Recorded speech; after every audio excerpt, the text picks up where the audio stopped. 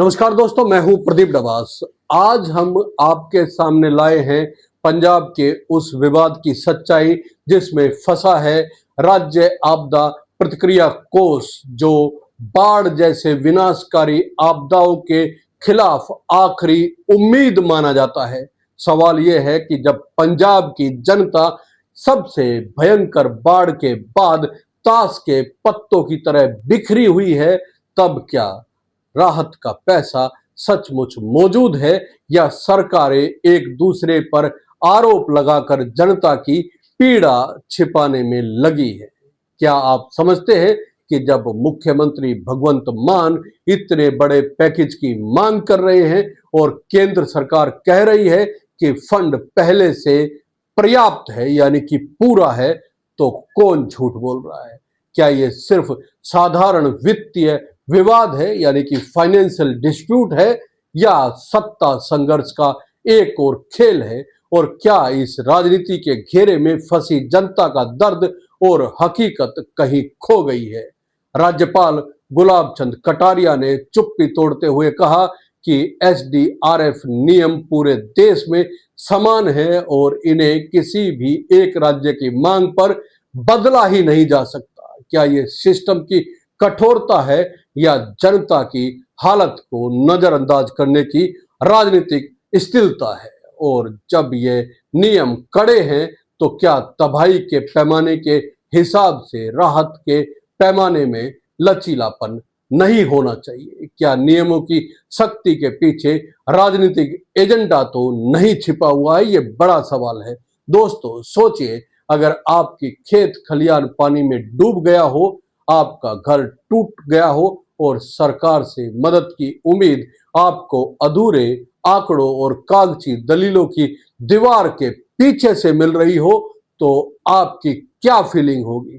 क्या आपको लगेगा कि आपकी सरकार आपके साथ है या सिर्फ आंकड़ों के खेल में उलझी हुई है? क्या पंजाब सरकार सच कह रही है जब वो दावा करती है कि उसके पास सिर्फ 6,000 करोड़ रुपए ही फंड में बचे हैं? और क्या केंद्र सरकार की बात सही है जो बार बार 12,000 करोड़ रुपए के आंकड़े पेश कर रही है?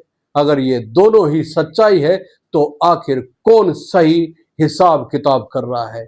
या फिर ये सब एक राजनीतिक तमाशा है जिसमें जनता के वजूद को कोई महत्व ही नहीं देता, मतलब कोई इंपॉर्टेंस नहीं जनता के होने का? हम आपसे सीधा सवाल पूछते हैं, अगर आपके परिवार ने बाढ़ में सब कुछ खो दिया हो और सरकार के बीच इस तरह टकराव के कारण आपको पूरी मदद नहीं मिले, तो आप किसे दोष देंगे? क्या केंद्र सरकार की अकड़ या राज्य सरकार का दबाव राजनीति का हिस्सा है, जिसकी वजह से आप जनता को प्राथमिकता देने में दोनों ही विफल हैं? मुख्यमंत्री ने गृह मंत्री अमित शाह से मुलाकात कर 20,000 करोड़ रुपए के पैकेज की मांग की। यह मांग जनता के नुकसान के आंकड़े पर आधारित है, जो 13,800 करोड़ रुपए से ऊपर बताया जा रहा है। तो दोस्तों, क्या यह मांग जायज नहीं है? अगर केंद्र कहता है कि पंजाब के पास पहले से 12,000 करोड़ रुपए हैं, तो उस सटीक फंड का उपयोग क्यों नहीं हो रहा? या क्या बयानों और कागजों के बीच का अंतर ही असली जंग है?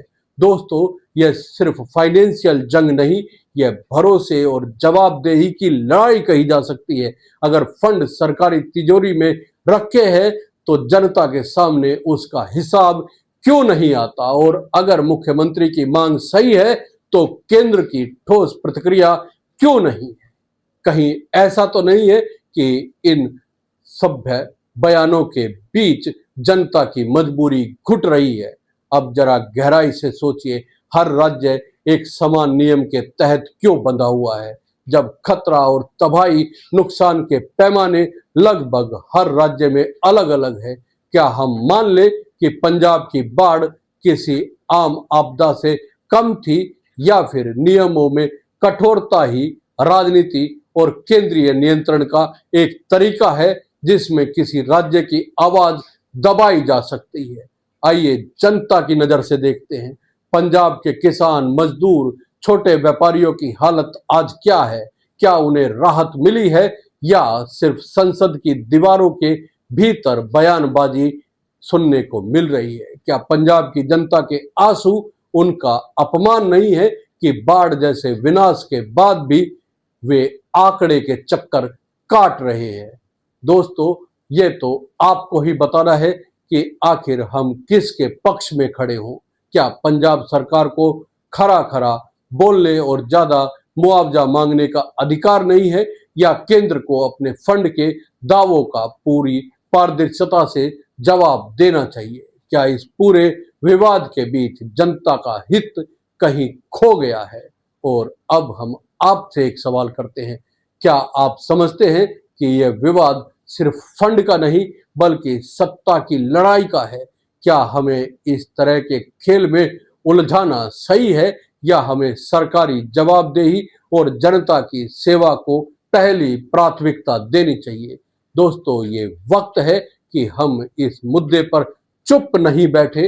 हम सबको मिलकर इस सवाल पर आवाज उठानी होगी कि बाढ़ जैसे प्राकृतिक आपदा में जनता को तत्काल और पर्याप्त राहत मिले। आंकड़ों और राजनीति के पीछे छुपी हुई सच्चाई को सामने लाना ही होगा। आपका क्या मानना है दोस्तों? कमेंट करके जरूर बताइएगा। और ये वीडियो अगर आपको पसंद आया है तो लाइक कीजिए, शेयर कीजिए और चैनल को सब्सक्राइब करना ना भूले, क्योंकि यही वो मंच है जहां पर उठाई जाती है आपकी हर वो आवाज जो सीधे पहुंच सके सत्ता के गलियारों तक और उन कानों तक जहां समाधान होता है। नमस्कार, जय हिंद।